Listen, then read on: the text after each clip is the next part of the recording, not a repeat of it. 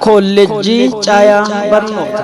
Kolleejjiin Caayaa Barnoota akkuma maqaa isaa Caayaa Ilmaan Oromoo beekumsa mul'ata ammayyaatiif seenaa duudhaa safuu Oromummaatiin dabalameet dhaloota ammayyaawaa saayinsii barnootaa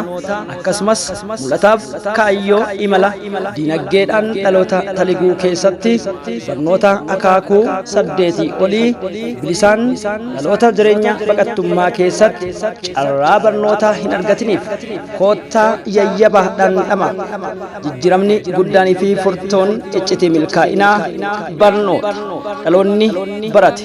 walabummaa jiruutii fi bilisummaa sammuudhaa kan goonfatu akkasumas toora kufaatii irraa baraaramuu fi iccitiiwwan gurguddoo imala jireenyaa keessatti baruuf barbaachise aadaa gabbisa seenaaf eenyummaa afaanii fi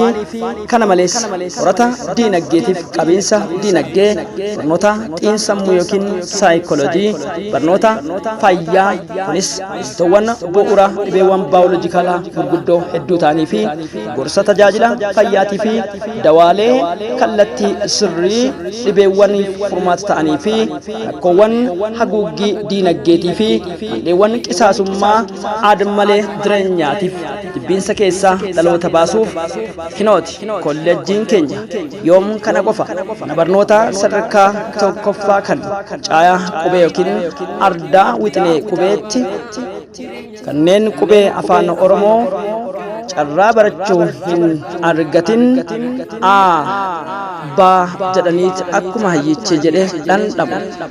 jaarsa wixineewwan seerluga afaan Oromoo ura giddu galeessaa mana barnoota sadarkaa tokkoffaa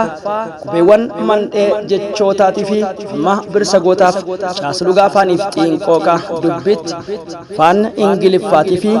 herrega idileedhaa kan tajaajiltummaa bu'uura jiruuf jireenyaa gama kolleejjii caayaatti seerluga afaan Oromoo sadarkaa olaanaa fi kana malees afaan ingiliffaa sirna haasawaa skill conversation jedhamu barnoota sirna gadaa walii galaatiin egaa keessattuu fagartu kolleejjiin caayaa barnoota ogummaa fi kalaqa dandeettiiwwanii fi falaasama yaada haraatiin dhaloonni socho'e yoomillee daawwitii mul'ataa harkatti qabachuu mirkaneessa. Koottaa baradhaa